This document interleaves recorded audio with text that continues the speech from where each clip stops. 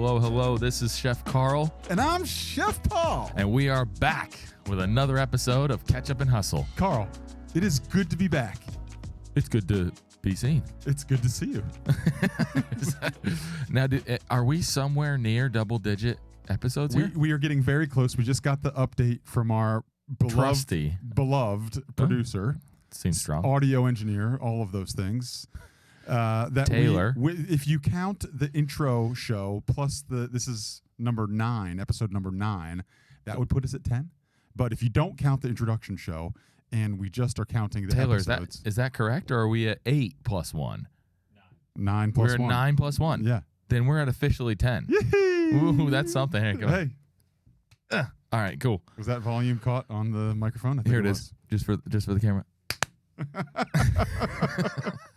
Okay, so thinking back over the last 2 weeks, let's give them a refresh just so that we understand why we're doing this. Yes, absolutely. We are doing our best to give you real-time, audible insight into our business and how we're growing this and the things that we're learning, the hardships and the wins. Absolutely, and we've been doing this now for a while. Sure as shit, we're 10 episodes in. Yeah, it feels a little different though because of our watch thing. Sure, but right. So before we were doing our podcast episodes, we were doing our $1 billion idea, the reaction show. That's right. We've been doing this for a minute, but wily veterans. Here we are. Here we are. And so as we go, we are searching for guests to bring in to give some context to the things that we're learning and discussing. We are trying to give you as much and as little as possible, just in case our competition is listening. And if so, bing. And if not, bing. So what do we got? Two weeks ago. Yeah. So let me frame up the last 2 weeks for us. There were 2 major things that happened over the past 2 weeks, in addition to all the major stuff, the continued business, etc. All the orders. But Christ, so many orders. It's been inundating us and taking up all my time. But besides that, we went out to Minnesota and we had an intensive strategic retreat, is what I'm going to call it, where we the ISR. We dove into our strategic plan as a business. We were testing a pivot, if you will. We're testing sort of the emphasis of a new direction. I'm excited to get into that. We did it with two of our advisors and investors and mentors, and a few other folks who came with us. Lisa was there. Our graphic designer, art director, firefighter. We've promoted her. CMO. To CMO yeah. And CAS, right? Customer Engagement Manager? CAM? I don't know. Anyway. Whatever. Activation. That was it. Yeah. And then you know who else was there? Was Dion. Dion was there. Yeah. Dude. Dion from High Bar. Dion is a good dude. Absolutely. The Love best. That. The best. So, and then we came back to the great state of Pennsylvania, and we popped your cherry. I feel like I got such of a novel experience at my first food trade show. Dude, I'm excited to hammer you with questions Carl, on how that went. Carl loves trade shows, and he loves going to industry this and hobnob that, and and I just am so happy to be fulfilling orders, hearing the updates, making sure that we're running as a company. You just want to see box filled with stuff. Come on, get it out the door. Okay, so let's talk about our retreat, because I think the high level advice and strategy, or advice that we would say about strategy, is we talk about it all the time. The time. In the day-to-day.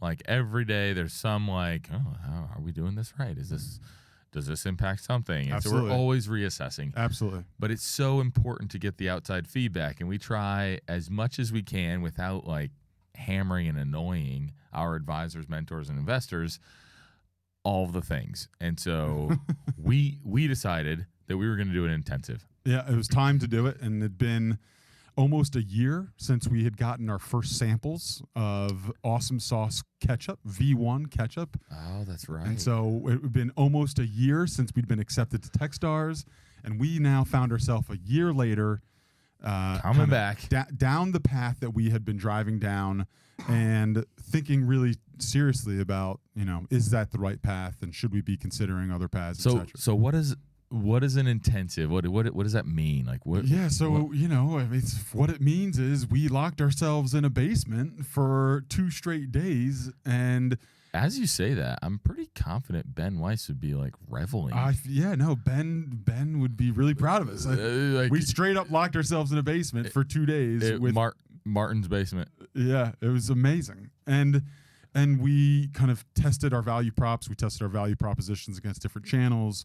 We were thinking through sort of our ability to execute on those channels. What would we need to do in order to kind of continue to go down those paths? Like, I think if you think about it from, if you're driving or listening or wherever you are, jogging maybe, yogging, the soft J. Think about it as like a timeline. It's like what have we done? What are we doing? And what's next? That's right. And we zoom in, zoom out. Yeah, the zoom in, zoom out.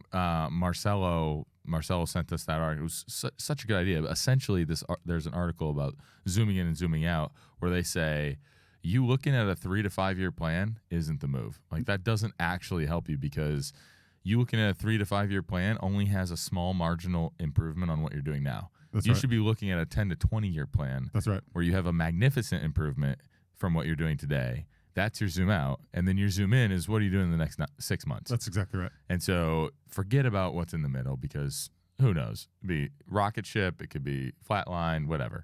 But you zoom in to find out what are we doing now, and zoom out to be like, okay, more around like what's our value proposition to our customers? What customer segment are we going after, and what's the strategic way of getting to them? And so Carl, let me ask you. I mean, you dive into this as the CEO of our company. Oof. Yeah, there's a lot of responsibility on the CEO's shoulders. Yeah, I don't even know that acronym. And so tell me, like, how was those 2 days? Going into it, how were you feeling about it? Coming out of it, what was your reaction? I'm gonna tell you, Paul. It can suck. Tell me more. Oh, really, dude? It's like really fucking take one to the chops a little bit. What does that mean? Like, you got people. I get it, but talk to people. Yeah. So and I think we received it differently, but like I get it's so as a founder, you get into this, right? We are the ones who are dedicating the day in and day out, and so there's so much context that we know we'll come up to within a conclusion because of what we know, and then when you try and articulate that to somebody who's asking questions, you're like, dude, fuck off a little bit, because we're doing this, and it kind of chaps your ass. but in the same vein, I think it's super healthy to have that sort of nudge to say, like, no, you need to figure out how to articulate. If you're going to make a decision on the business, you need to be able to articulate it more than just, I know. And so there's a moment, I think, as CEO, if you feel the responsibility of these large-scale decisions where you're saying, hey, do we continue to go after this channel or that channel? Do we pivot? Are we going after raising more money? What does that mean?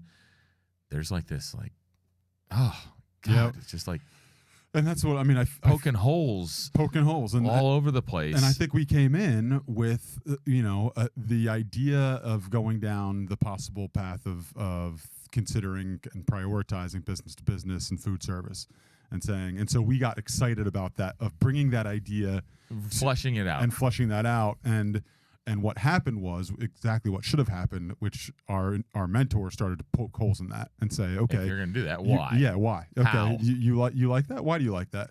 And you know that you think that's the right path? Why is that the right path? And it's really about, I mean, this from what I got out. Again, now, just to preface, like, we are very happy going through it. And it was a slog going through it, but you walk out of that, like, refreshed. And so you walked out refreshed. I walked out refreshed. I did not. You walked out no. sleeping. The classic Paul. No, it wasn't sleep. It was just intense. It's like it drains me. It does not give me energy. It drains the shit out of me. Yeah, no, I get competitive. So really it's like you go into this intensive and you come out with just a list of things that you're like, okay, that's a good point. I need to go figure that out. Mm-hmm. All right. Yeah, you're asking questions in a way that we think we already know the answer. You're just sort of proving that we don't actually know the answer yet, and we need to figure that out. Yeah, and so I walked out of it super excited and fired up. Where in the moment, a shout out to HT. I mean, he can take a beating, and he can give one too. yeah. HT's there to let you know what he thinks, and absolutely. And so there's an approach, like you're starting this business, and then you got somebody who's like, oh yeah, you think that's right? Mm-hmm. And so there's like this moment, like, dude, oh God, but he's in it with us. Like, he's committed. Absolutely, he's right there. And so we walk out with this list. I'm feeling super excited because I'm like, okay, boom, now I got this.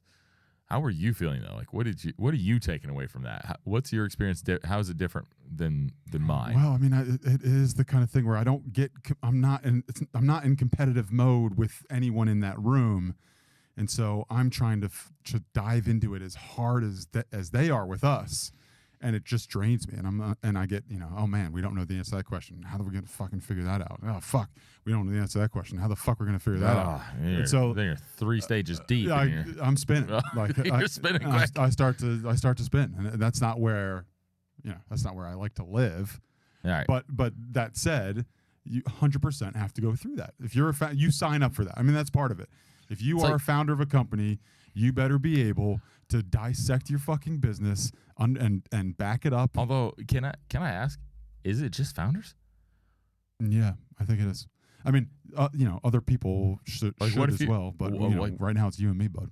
Oh yeah, I mean, sure shit. So no, I'm saying like, I guess that's sort of the same thing that you do in life, right? Like if you're gonna take a new job, you better be able to look in the mirror and ask yourself some hard questions. Like if you avoid those instances in anything in a relationship, you better be able to ask yourself some hard questions and not shut it down. Absolutely. I think it would have been easier that weekend for us to be like, you know what? Never mind. We're just gonna go to Billy's Sushi and not answer these questions. Yeah, but then that we're not doing our job, and I guess that's my point. Is that's what you sign up for. So as a founder, you do sign up for something like this, where people have invested in you, people believe in you, people are mentoring you, and if you're not ready for feedback and a hard line of questioning so that you can articulate the value propositions of your business, you better get the fuck out of here. Yeah, and don't take, like, if you're listening to this, don't take those things as a shot to you as a human. It should not. I think people live and die by their business. It should not be about you. It's about the business. Mm-hmm. And so, although you might feel like you don't have the answers and you are failing, it's better to understand that and go and get those answers. Yeah. Don't let that session completely break you down to where you're like, oh, I'm not fit to be the founder. Yeah, it's like, no. Totally. You need to go through that. And that's why I appreciate our partnership, because there's times when I go low and I'm like, oh man, I don't know the answers to what feels like basic questions, and they're not basic. Like these are hard things to answer. Yes. But you're going, all right, let's go get those fucking answers. And we'll get the answers here and there. And I'm like, okay, I guess come on. And one foot in front of the other, and I pull myself out of it. Yeah, absolutely. But it takes me a minute as and go through something like that. It's the give and take. Okay. So that was Minnesota. That's intense. We just had an intense conversation about the intense retreat that we had on intense topics. And we walked out of Minnesota with a list of questions that we need to answer so that we are making informed decisions about our potential B2B retail strategy. I will say at the end, I also felt like we walked out, even though we had a list of questions that we didn't know the answer to. We walked out confident that we were moving in the right direction. 100%. And that's huge, because if there's ever a moment that you're wavering, that gets tricky. I'm so excited about our B2B direction right now. Our and we'll give as episodes go on, we'll tune in for the next episode of Ketchup and Hustle. We'll continue to jump down this. This does not mean anything about the opportunities that we have right now. I'm still excited about Urban. That's excited, the beautiful thing about it. Yeah, it's cool, man. We're gonna set the world on fire. Our two-headed monsters, coming to life. Okay, so then we fly back all the way home to the East Coast, Philadelphia, and who joins us? All of the brands. And so here we've got in the food industry, you've got Expo West and Expo East as the two major, at least hosted by New Hope Media. Is that right? The Natural Product Expo, hosted by New Hope. Yeah. Oh, good. So Expo West is out in LA, Expo East is out in Philly. So we come home, and as Carl said, everyone's coming to us. They're coming to our city, and Carl couldn't be more excited. Oh man, it was great. It's like, oh, you're coming? You want to stay at my house? Okay, you're coming. You want to stay at Paul's house? Okay, cool. Like what? Who's staying at my house? And so we don't have a booth. The brands. Here's what I learned about this is that every company, no matter what size or how long you've been around, there's a role for everyone. So they're finding. So smaller companies, startups like us, we're walking. And you're walking the floor. You're trying to meet people, and you're shaking hands. And so that's nice. Like some people start to recognize you. You're wearing your own merch and all that kind of stuff. Then you've got brands that have a little foothold, and they're starting to feel themselves a little bit, right? So they get their own. They get a booth. And so, small booth, hot products. So now you got a small booth, and it's your first step into having some store frontage in the expo. So people are coming up, and you're giving away a shit ton of product and all that stuff. And then you've got the big boys. Oh, sure. And so they got the things hanging, cars hanging from the ceiling. They've spent cash to make their setup at these expos look better than the next. It's crazy. It has to be competitive. And those guys are also hosting after parties. So let's talk about the after parties. No, we don't need to talk about it, but just know that that's coming. And so this was my first trade show in this zone. Yeah. You have lived in that a little bit more than I have. And you left me stranded in LA. Well, so I did. And let me tell you about my experience in Philly. I loved it. I absolutely loved it. Did you? I did. And I hate to admit it because I only came for a day. I could have gone Wednesday. Carl was there Wednesday, Thursday, Friday. I think he fucking went Saturday. Took the kids? I took the kids. It's unbelievable. And so they cleaned up like fucking Halloween. It's unbelievable. So I was like, okay. Let me be by my buddy's side on Thursday, and we had some meetings that some people we needed. I need to interject, dude. So you're saying you love this? I loved it, but the people need to know that before it occurred, the idea of you going and bumping elbows and the idea of 1,000 people in a room figuring out who they can talk to Paul Lehman is top 5 worst things in existence. It didn't always used to be this way. The introverted side has prevailed. Post 40. And post 40, he'll get you. Certainly will. And so I'm like, because it's in Philly, I'm like, dude, I'm so pumped because together we're a 1-2 punch that's hard to resist. I tend to agree with you. It's really fucking hard. It's even for ourselves, might I. And so I'm like, oh man, this is amazing. Like I love getting in there and finding out about somebody, but then I brush them off quick, and that's not great, is it, from a human quality perspective? And so I'm like, I need my buddy right there so I can just pass him off, and it's a smooth transition. Now I'm still doing great. Paul's living in a good spot, and I'm on to the next. Yeah. And so I'm like excited, but as excited as I am, I'm like, God, Paul, you're gonna love this, and you're gonna hate it. And you're gonna hate it. But I didn't hate it. Oh God! So honestly, this is true. I think at 40, and after sort of my AD career of feeling like with Mish, I'm I'm the front man, kind of doing what you're doing in some ways, drumming up business and building excitement, all this stuff. And so, but at 40, I'm like, but the love for that still is there. Yeah, it's just the initial hump to get over it. Once you're there. So what was the feel? So this is an expo. There are probably 1,200 brands. I don't know, 5,000 people walking through. What do you? And I had gotten a ticket with Julie's, Yep. So date company. Thank you, Amanda. You're helping out a booth, and that I'm was helping cool. out a booth. I tried to go neutral on the swag, but then day 2, What's the feel? I don't know. I mean, what was it that you loved? What? Oh, what I loved about it was the I loved every interaction I had. When I was talking to the women who were at the Julie's booth, I was learning a ton about what value they got from doing the expo. I was like, holy shit, you just flew out from California with 5 of your people and built a 10,000 pounds of dates and built a $15,000 expo booth. And so I was like, tell me about it. What do you get out of this? I want to hear all about it. So I really loved that conversation. What do they get out? Are they an order? They got out an order. They said one order pays for itself. One PO takes care of it. It's that simple. Not bad. Yeah, and then I go, okay. Doable. Thank you. I now understand. Thank you, Crystal. Yeah. And so but you're hearing their story.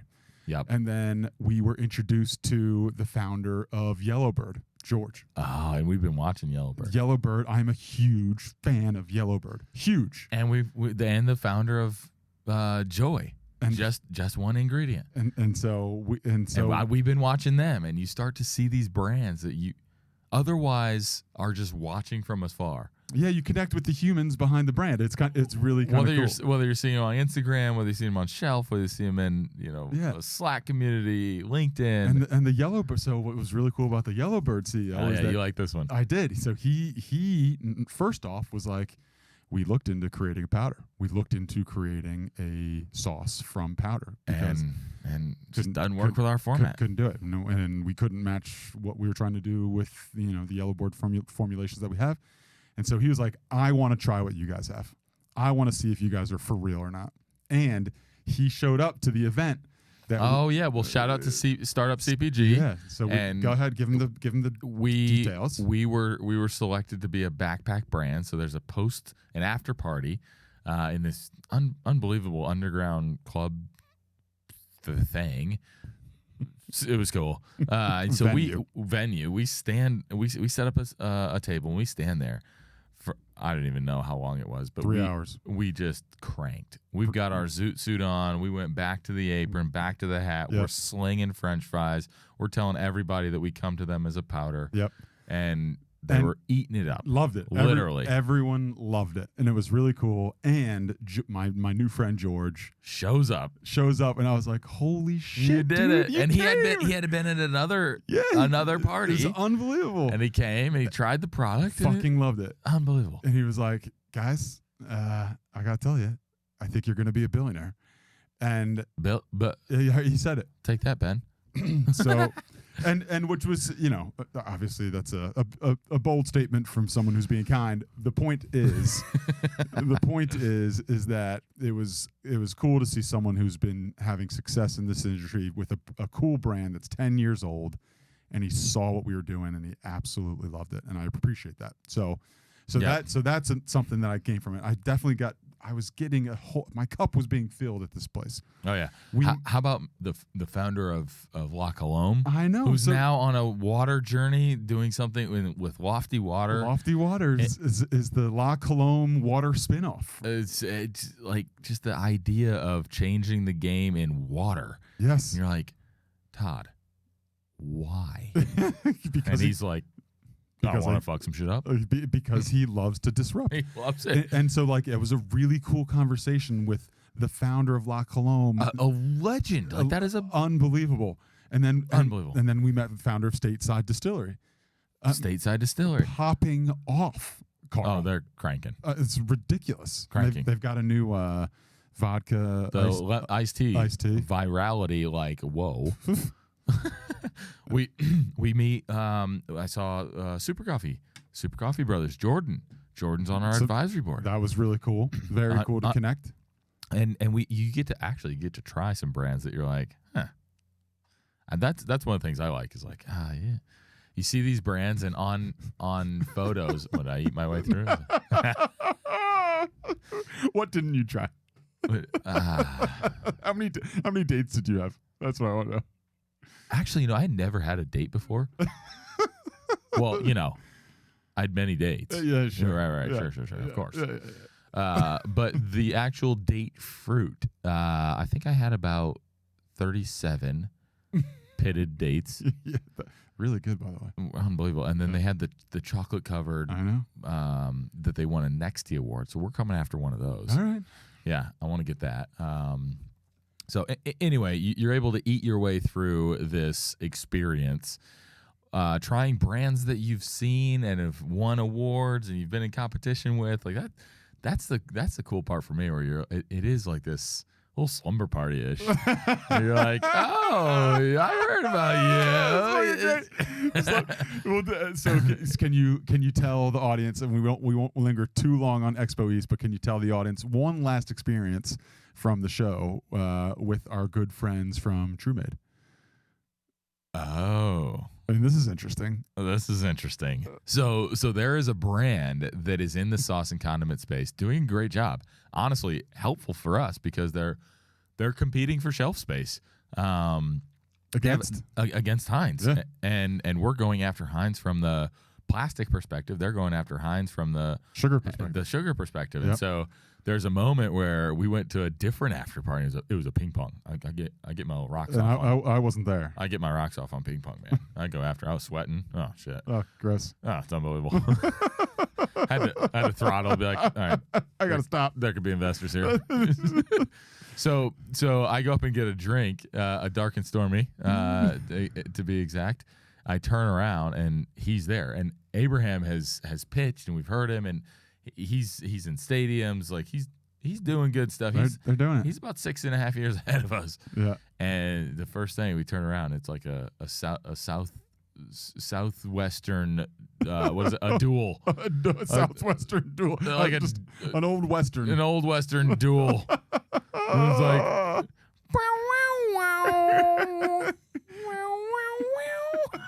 So I look at him like, fuck you a little bit. Is that what you said to him? Fuck you a little bit. It goes around, fuck you a little bit too. Fuck yeah. I mean, it's just an absolute duel. So hold on. So the CEO of Awesome Sauce meets the CEO of TrueMade. TrueMade is actually doing something, and 7 years down this path, Awesome Sauce is not. We're still little babies. A sneeze of an idea, right? And but he looks at my shirt and he's like, I look at his beard and I'm like, oh yeah. It was unbelievable. Like one, there's a little feeling of respect, I think, where you're like, okay, you know my company? I know your company. Yeah. And you're like, okay. Yeah. We're in the same industry, aren't we? Yeah. I know you. You know me. Yeah. We're not gonna be friends here, but let's be cordial and say hello. Yeah, and we Did you sit down? Did you sit down and have a conversation with him? We had a conversation, and it was the part that, without divulging details, the part that was cool was I walked away from that being like, I didn't feel stupid. I think is it. Congratulations. Like I wasn't walking away being like, God, I shouldn't have been in that convo.